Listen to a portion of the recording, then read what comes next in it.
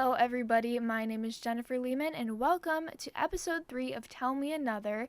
Today I'm going to be talking about some traumatic experiences I've had with public transportation over the years and more. Keep listening to hear the craziest story of my entire life. No joke. Also, trigger warning for any listeners with this kind of trauma since I'll openly be talking about mine in this episode today. Also, another thing that I wanted to address, I'm so sorry, I did not charge up my camera today, so it's just going to be audio only this time. I have my phone recording on the side for some YouTube shorts content, but not the full episode, so yeah, I apologize, but at least you guys get the audio recording on Spotify for this episode. So anyways, let's go ahead and get started.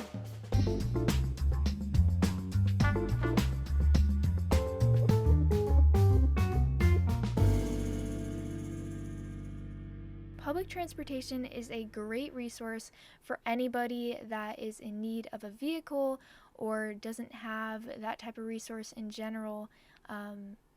It's a great resource for people to have and for cities to have in place. I think it's very smart for cities to have that in place for people and to make it affordable for them. I think it's a great thing. However, I've had some crazy experiences with it, and I'm going to be talking about those today, and also going to be talking about some more memories of just bus rides in school and etc. etc. So, I used to ride the bus in school, and I started riding it in kindergarten. And honestly, I have a lot of good memories about walking to the bus stop or waiting in the car at the bus stop for the bus to get there with my mom. And I would listen something weird. This is so random, but a song that always comes to mind. Does this happen to you guys too? When you reflect on a memory, you think of a song that goes with the memory? Because I swear my whole life's like a music video or a musical. It just it literally is there's a song associated with literally everything I do.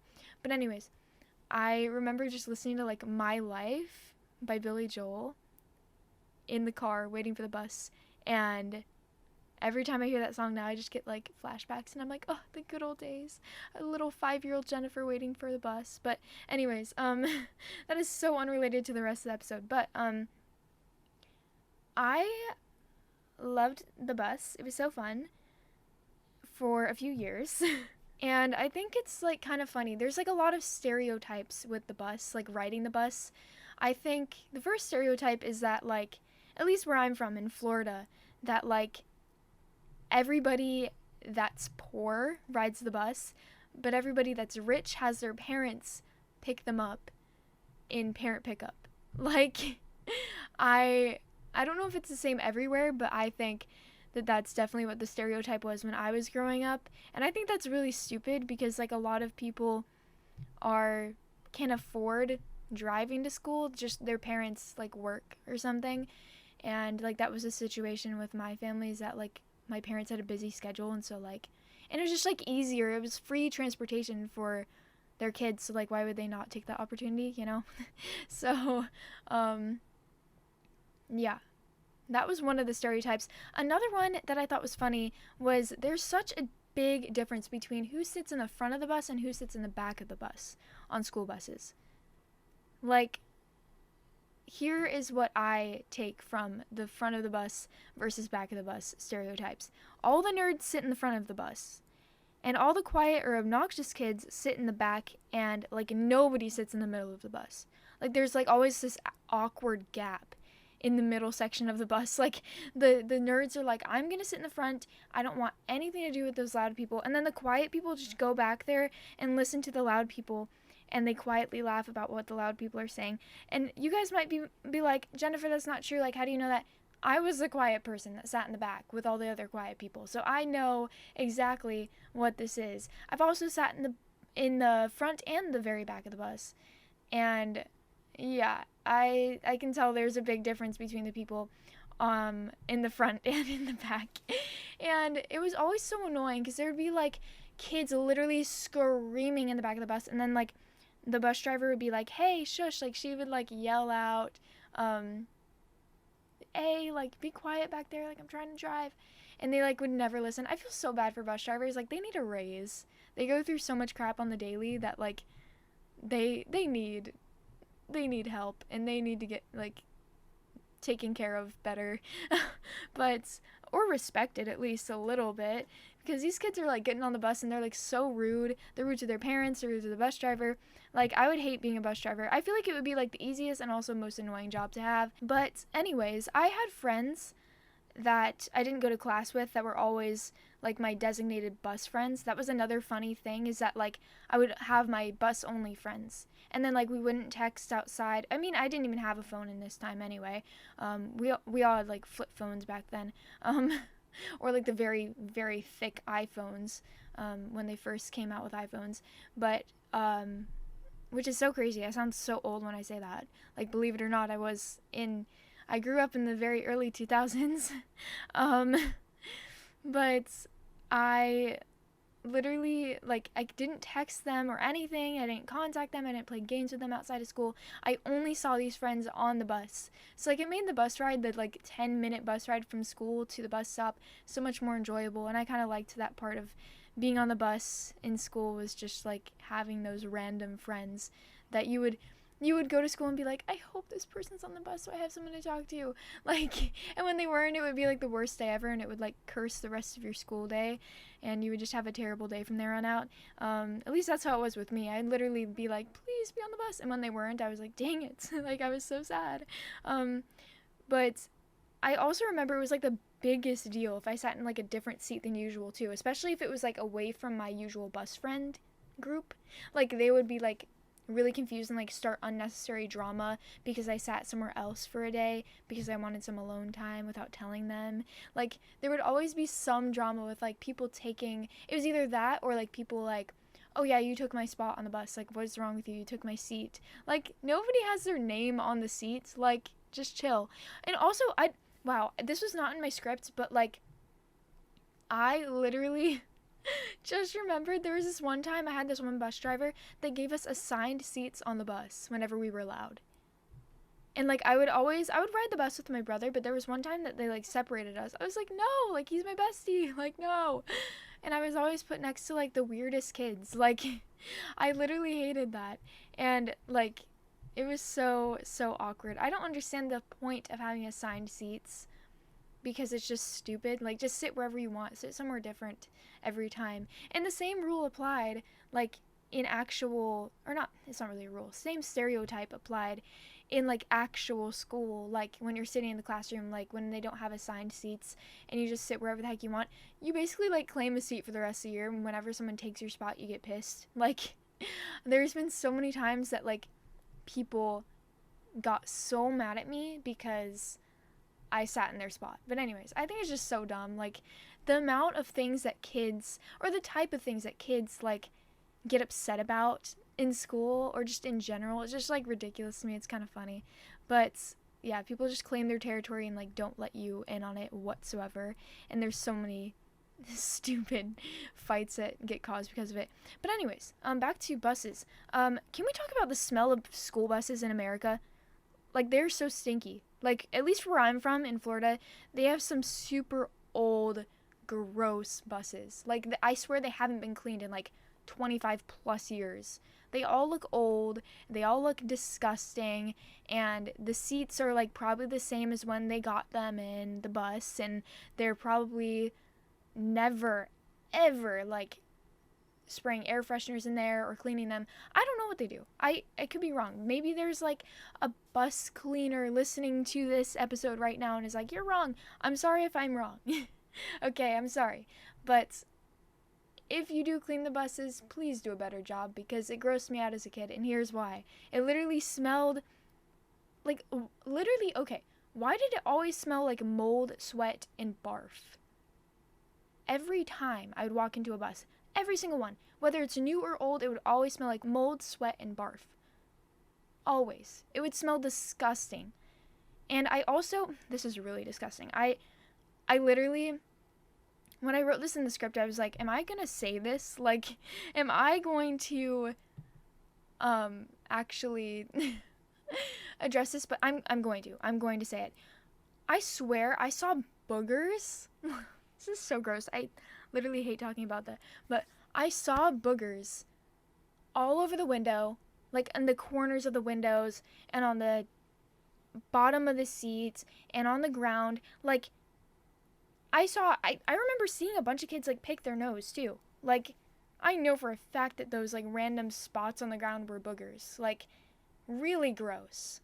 That's disgusting.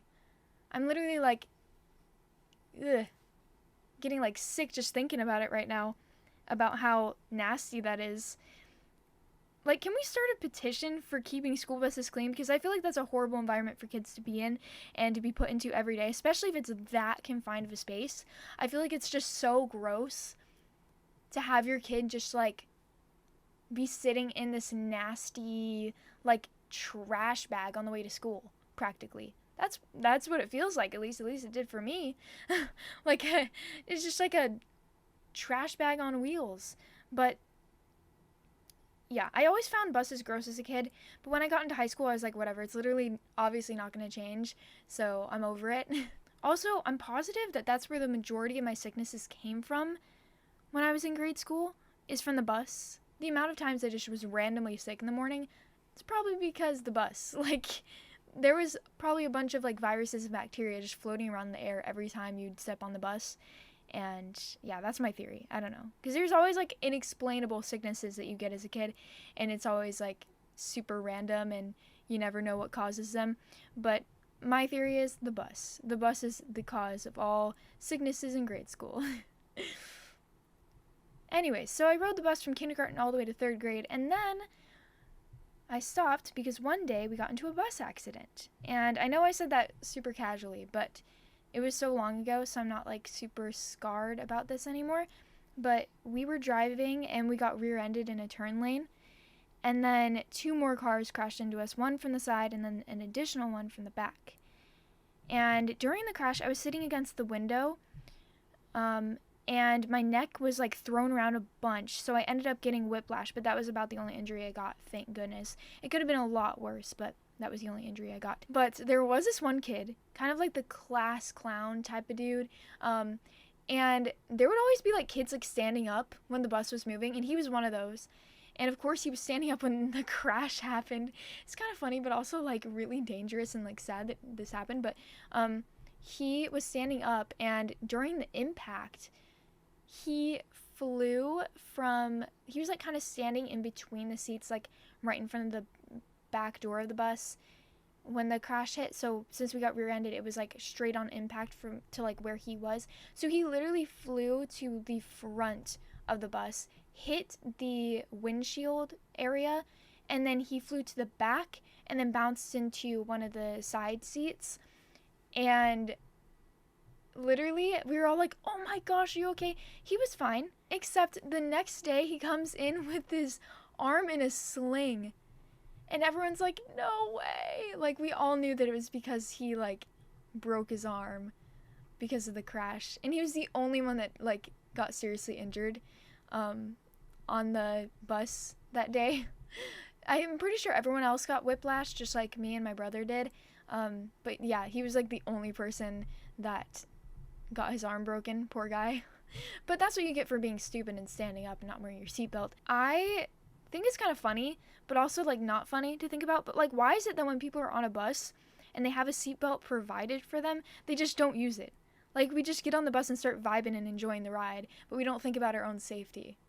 I just think that's like super weird. Like, I don't know why. Who made that mindset happen?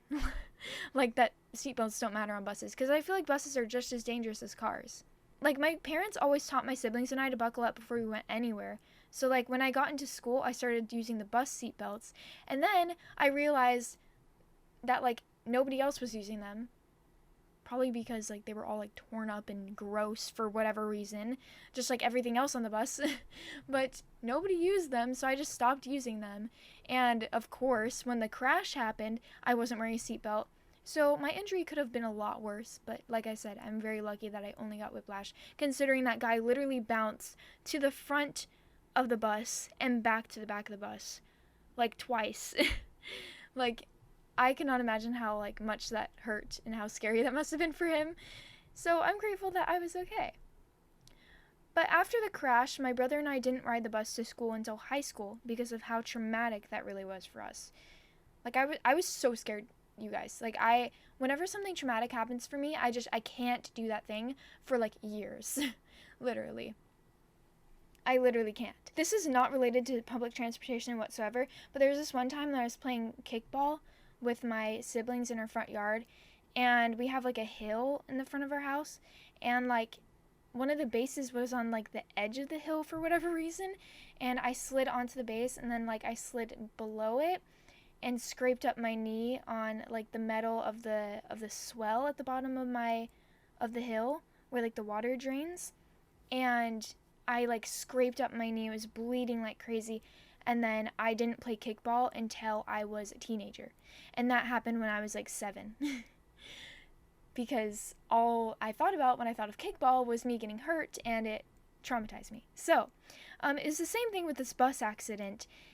And it's not easy going back onto a vehicle after hearing screaming and crashing noises, especially when it's like you're a kid and you have no idea what's going on. I was definitely like way young. It was 3rd grade, so I was like, what, like, I don't know, 9, 8 years old. I don't know, one of those. And so I was really confused and like didn't really know what was happening. So I just didn't want to go on a bus like ever again after that. So I did like the whole parent pickup thing. My mom drove my brother and I to school from 4th grade all the way up till 8th grade. And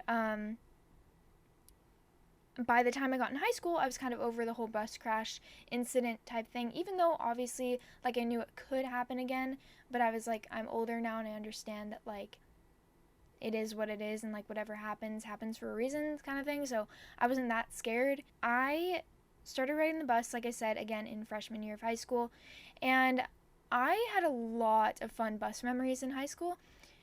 For one, I was in band, and all my band friends lived somehow in the same area as I did, like the same neighborhood area as me, and so we would always have the same bus stop and be on the same bus every day on the way to and from school.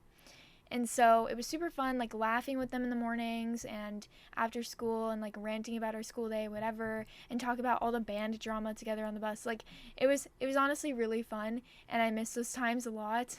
But we also had this thing that we did in band called the brass bus and the woodwind bus. And basically, if you're a band kid, you know, woodwinds are like the clarinets, saxophones, all those people, flutes. And then the brass is like the tuba players, trumpet players. By the way, I was a trumpet player in band. Literally loved it. High brass for the win. If any of the band kids are listening, high brass always wins every time. High brass, low brass, and then there was like a percussion bus. And those bus rides were literally so eventful and so funny because we'd all be like screaming. Those poor bus drivers.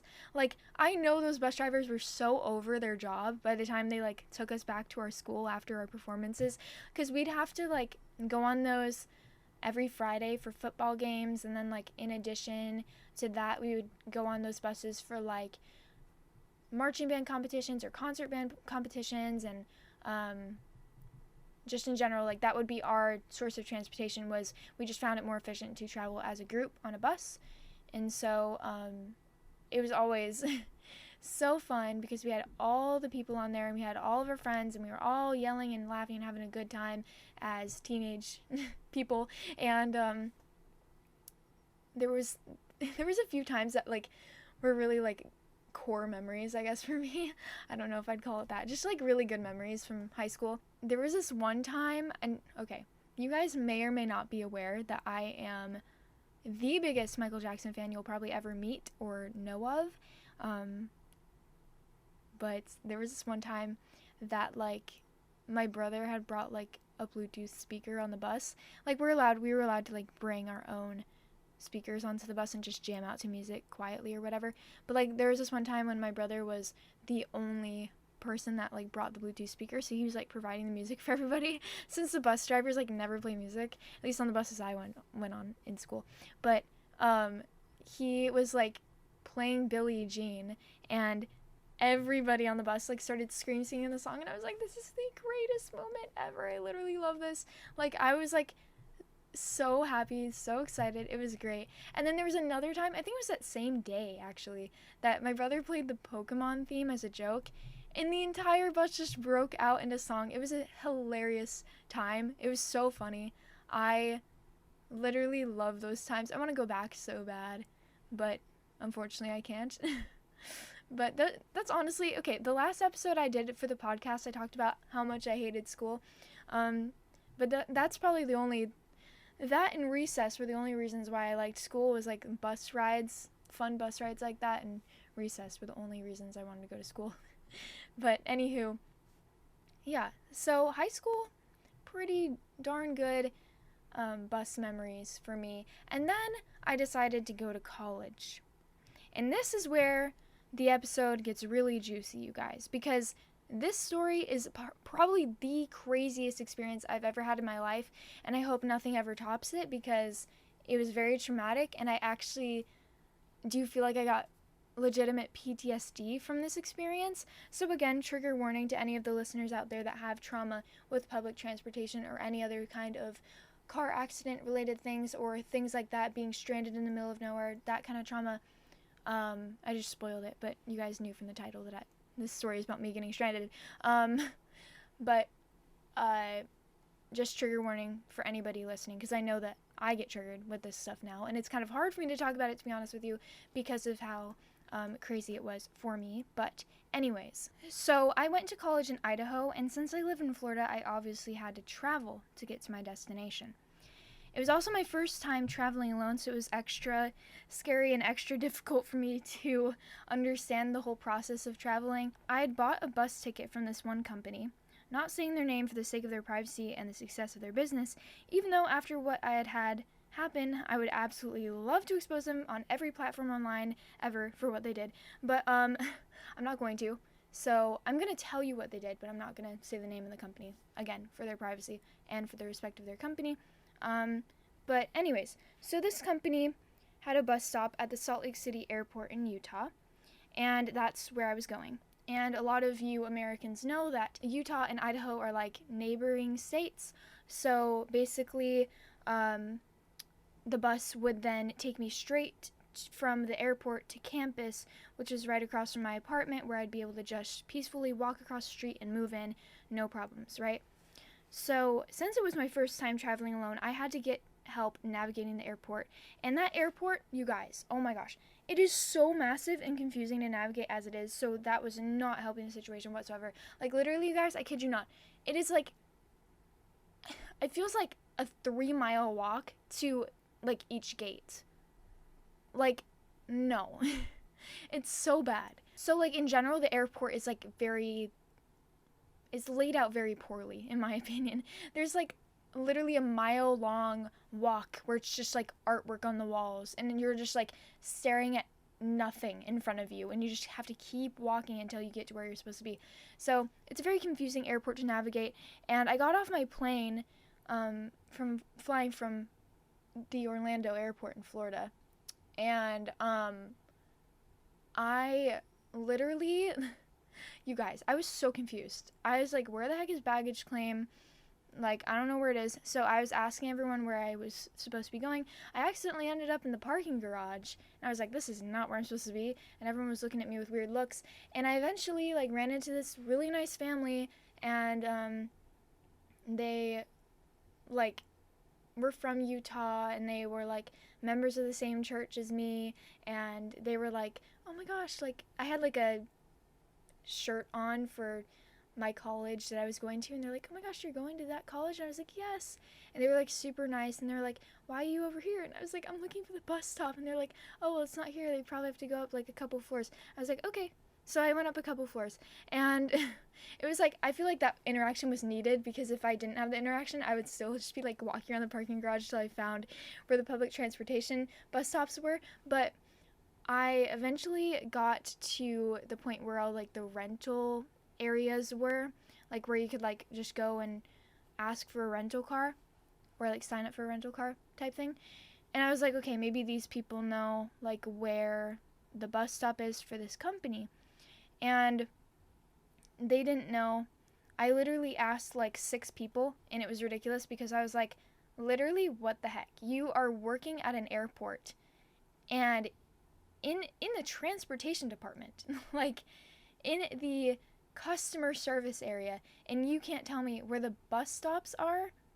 Are you serious? And you look like you've been working here for like 10 plus years? Like, there's no way that you don't know where the bus stop place is. Like, just the general area. Like, you can't direct me to it? That's ridiculous. So, after I talked to all those dumb airport workers, I turned around and started walking right back where I came from. And I saw this one dude that looked like he worked at the airport. And I was right, he did work at the airport. And he was like helping somebody, like, some like old lady lift her bag or something, and I was like, excuse me sir, can I like talk to you after that? And he's like, sure, yeah. And so I was like, do you know where like the bus stops are, because I'm trying to look for this bus stop, blah blah blah, for this company, blah blah blah. And he was like, oh, you're in the completely wrong spot. And I was like, are you serious? Like, how am I in the completely wrong spot? So like, why am I I was so confused, because like I feel like all the transportation is on the same level. It should be, in my opinion, but like it wasn't. I rest my case that the airport that I was in was super confusing to navigate, especially for somebody traveling by themselves for the first time ever. Super frustrating. But anyways, he directed me to the general area where I needed to be, and then after that point, he like literally didn't know where he was going. I don't know what's up with that. Like, why do none of them know where they're going? I don't know. It was really frustrating. But he got me the closest set of everybody else that I talked to, so I was grateful for his help. But anyways, I just started to mosey around with all my bags. I was getting exhausted at this point. It was really cold, and I was like, oh my gosh, like I don't want to be outside right now. I was so over it, and I was freaking out because at that time I had like 20 minutes left until the bus was supposed to be at the bus stop. And so I was like, oh my gosh, if I don't make it to the bus stop like on time, I'm going to miss the bus and I'm not going to be able to get to college in time for the semester to start.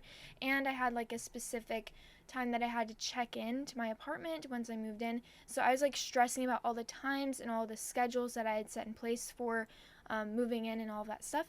So I eventually saw this big group of college-age people just like waiting for a bus, and one of them, I was like, is that where I'm supposed to be? And then I realized, yes, it was, because I saw somebody wearing a hoodie of the school's logo that I was going to, and I was like, oh my gosh, like, I'm gonna go where they are, because that's where I'm supposed to be. So I went to where they were, and I got on the bus, whatever, and they like took down my name and my ticket information, so they knew I was in the right place. So when I got on the bus, there was this weird dynamic that was like literally everybody everywhere on the bus was talking to each other, and I was like, what the heck is going on? Because like I said in the episode earlier, like nobody ever wants to talk to anyone else. You just like have your area, you stay in your little bubble, and you just mind your own business. But like everybody was trying to make friends with everyone else, which I thought was super cool, but also like it made me a little bit uncomfortable, because I was like, what do I do in this situation? Because I've never been in this type of situation on a bus. But there was like this girl next to me that was like asking me questions the whole time, which was annoying me to some degree, but also again found it really like sweet. But yeah, so that like made the bus ride interesting. Anyways, so I got to campus safely despite the frustration and confusion that I ran into on the way there. And fast forward to the end of the semester, I had to buy plane tickets home, and to get to the airport, I needed to buy another bus ticket. So I bought them, double checking the time so I knew I wasn't buying the bus ticket for too late of a time, so I'd still be able to make my flight. And I allowed myself a 2-hour window between the plane and bus tickets so that if anything went wrong, I wouldn't miss my flight. So, fast forward a little bit more, the day rolls around when I say bye to all my roommates and friends, and it was super sad, and it was time for me to leave. And normally, like I said, if you guys recall me saying this in this episode, when I got on the bus coming to campus, I gave the bus driver my ticket information and my name, and they put me down on their attendance list. And every time we'd stop the bus to use the bathroom or go to a gas station, they would go through the attendance list and make sure everyone else was on the bus. So I get on the bus the day of leaving college, and for some reason, so we all like load up our bags, whatever. I was actually one of the first people that got my bag loaded into the bus. So it was going to be under all those bags, right? The bus driver didn't take my name down at all. He just was like, okay, go on the bus. Yep, you're good, you're good, you're good. And I thought he was just going to like take attendance like as we were getting on, but no. Which in my opinion is more efficient and the better way to do it, because what if you're on the road and there's somebody that's not supposed to be on the bus? Like, what do you do? And that was my thought the whole time. I was like, why did he not take attendance? And then when we get actually rolling, he stops at a different stop and he starts taking attendance and he reads off the names, and we all say here. And at the end, he's like, was there any name that I didn't call? And during that first time that he was calling our names, I realized he did not call my name. And I was like, what the heck? Like, am I tripping, or did he not call my name? And I didn't say anything about it because I knew I had bought a ticket. I had the confirmation email I had the receipt in my email. Like, I literally could have showed anybody that receipt to show them that I was supposed to be on that bus. And so I was like, whatever. And I was like texting my boyfriend, now ex, at the time, that I was like, that they didn't call my name. And he was like, well, whatever, just like stay on the bus. And I was like, okay.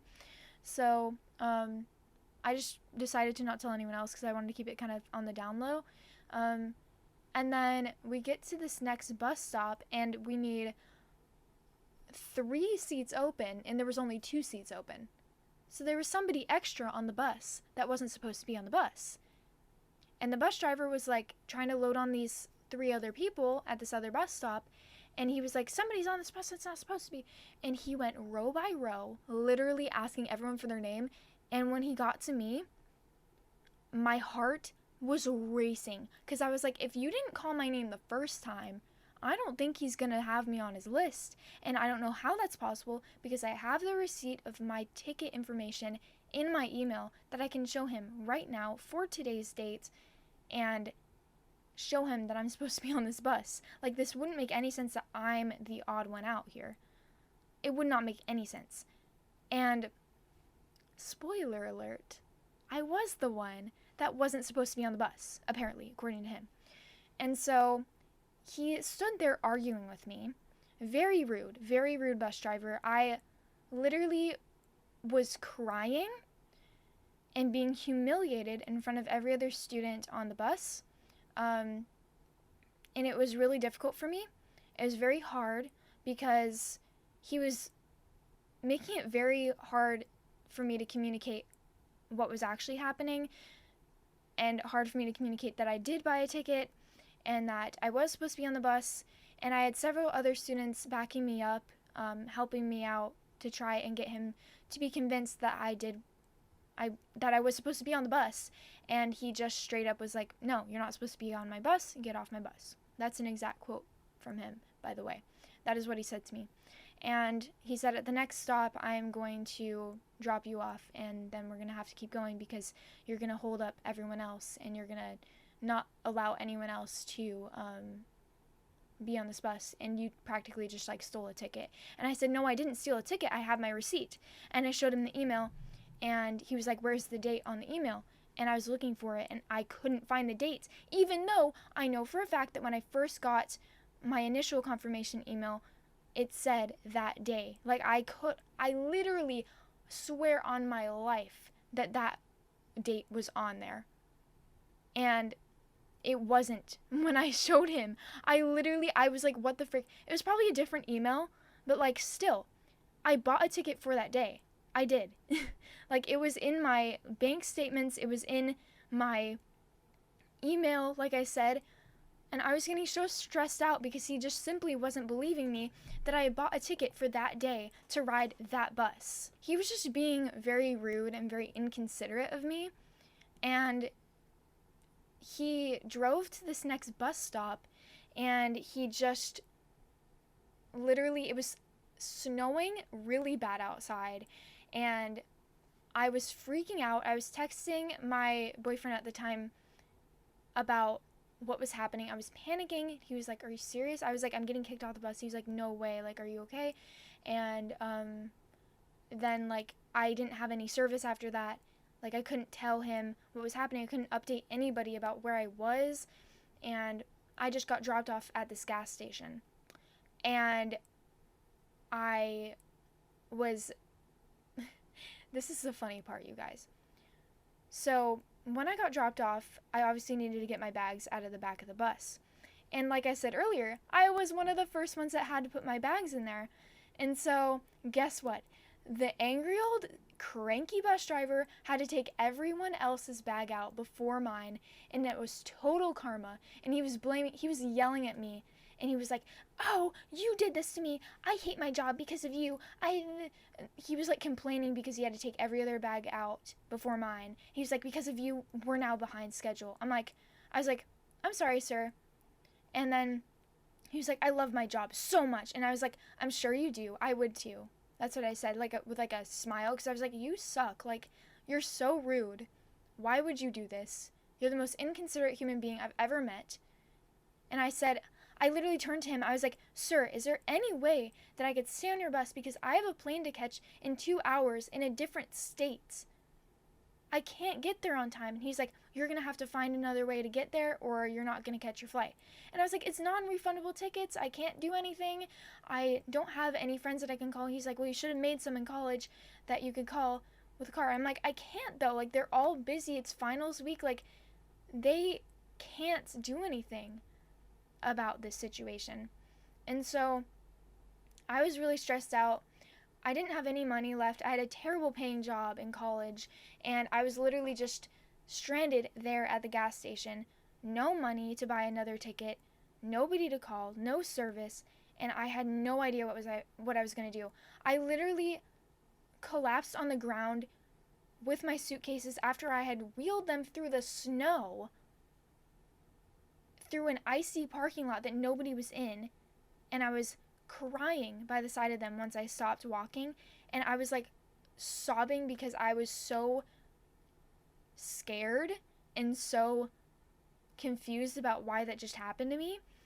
And I go inside the gas station to use the bathroom and just trying to like calm down a little bit, and I literally just like left my suitcases like outside because I was like, I can't just like wheel these inside the gas station because there's no room. And so I get in there and I use the bathroom. I come out and I asked the cashier, I'm like, "Excuse me, do you like have the address of this place?" And she was like, "No, I'm sorry." I'm like, "Do you know what city we're in?" And she was like, "I think it's this." And I'm like, "What do you mean you think? You work at this place and you don't even have the address of your employment. How? How is that even possible? You don't even know where you work?" The only information I had was that it was a Sinclair gas station in Idaho. And if you're from the West, those are everywhere. That is a terrible, terrible identifier for when you tell somebody, "Come pick me up from this spot at the Sinclair gas station in Idaho." I had no idea where I was. I had no idea. Eventually, I asked a random customer, "Where are we?" And they were like, "Oh, this is Idaho Falls." And I was like, "Idaho Falls? Okay, cool." And so I was calling up everybody I knew, everybody. Whether I'd talked to them once or twice in the semester or if they were my best friend, I'd called family members. I was on the phone with my dad sobbing, and I was like, "Dad, I'm stranded. I don't know what to do. I have 2 hours to catch my flight, and I have nowhere to, I literally have no way to get there in time." And I was panicking, and he was like, "Jennifer, like, just calm down, breathe. We're going to figure it out." And he was texting all my family. My family was like thebomb.com when it came to the situation. Like, they were doing everything they could to make sure I got back to Florida safely. And I also, not to mention, I had to go back to work in Florida a day after I got home. Like, I was on a tight schedule that if this didn't work out, like, I would be screwed. And I had like roommates that couldn't help me like get the ride to the airport, looking up different flights that I could take that they would buy for me, and then I just like reimburse them afterwards for like a couple days after. And I was like, "Guys, I'm sorry, like, but like that's not gonna work because I have to be at work on Friday," and it was like Wednesday. And so I was super stressed, and I called maybe like 15 different people. I'm kind of an introvert when it comes to making friends, so like I didn't have a lot of people to call. And by the time I called the 8th person, that was the only thing that gave me some potential for finding somebody, because she was like, oh, I can ask my friends. I was like, okay. And she's like, I'm sure like this person could take you. And I'm like, maybe. And so she called them, and that person was really busy, and she was super stressed as it was because she was trying to study for like her final. I left in the middle of finals week because I had already taken my finals, so I was like, okay, I'm good to go home. And it was also when the plane tickets and bus tickets were least expensive. And I eventually got a ride from that girl, and she's like, oh, I have family in Utah, so I could just like stay overnight with them, because I was taking a red eye flight, so it was very late at night, and at the college I went to, we had a curfew, so it was like really hard for everybody to like kind of coordinate what was happening, because most people were either asleep, or they didn't want to break the curfew rule or whatever, or they were just like busy, they needed sleep for their final, whatever it was. Everybody was busy, so they couldn't really help. But this lady, this girl, she really, really helped me, because she drove as fast as she could on icy roads, kind of dangerous, but grateful for her. She came to the gas station. I told her, I was like, I'm at a Sinclair gas station next to the highway in Idaho Falls. I have no address. I'm sorry, that's the only thing I can give you. And she's like, okay. She looked it up on like her Apple Maps or whatever, and she found my exact location. And I was like calling out her name. I was like, come here, please. And she was like, okay, I see you. And she was on the phone with me, and like I said, terrible service. There was like no service, so like I couldn't understand her on the phone, and so I just had to like wave her down. And she comes up to me and helps me put my bags in the car, and she's like, okay, we gotta go. And I'm like, I know, so we have like an hour and a half to catch the flight, and I am not even checked through security. I don't have my bags checked in or anything. And we race as fast as we can to Salt Lake City, and it was a very long drive. And we got there on time, well, as on time as I could have gotten there. And I went through security, and there's this stupid thing that I always do when I go through security. Like, it's happened all the times I've traveled when I've been like a teenager or above a teenager.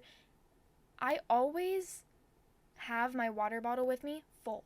Like, I always forget to empty it out, so I always get it confiscated. And I was so annoyed because I was so dehydrated and so stressed that I needed to like drink water so bad, like after that whole experience once I actually had got to the airport. And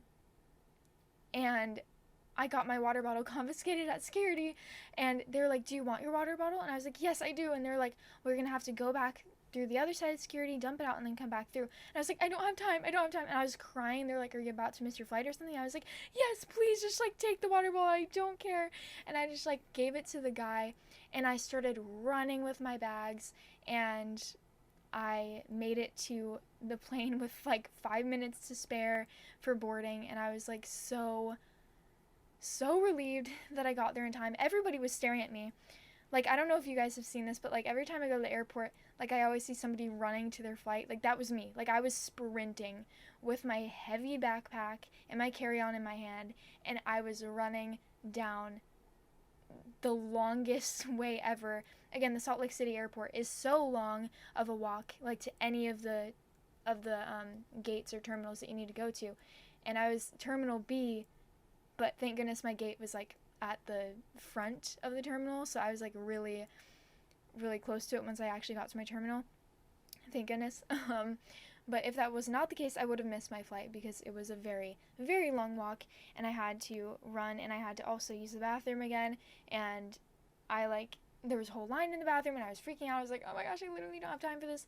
It was a very stressful situation, but I got on the plane, and I got to the other airport in Florida that I had flown into. It was a different airport than I flew out of, but I got to the airport, and I had never been to that airport before, and I was like, where the heck am I? Like, and I had no way of navigating it, but I was like so over the situation at that point. I was like, I'm not even gonna stress about this because I'm in Florida, I'm in my home state, I'm good. Like, if I need anybody to come pick me up from here, I could call somebody if it was an emergency. Even though I had a ride arranged, like if anything else went wrong, I would have so many more people to call from home than in college. Like, I was so relieved, and my dad came and got me.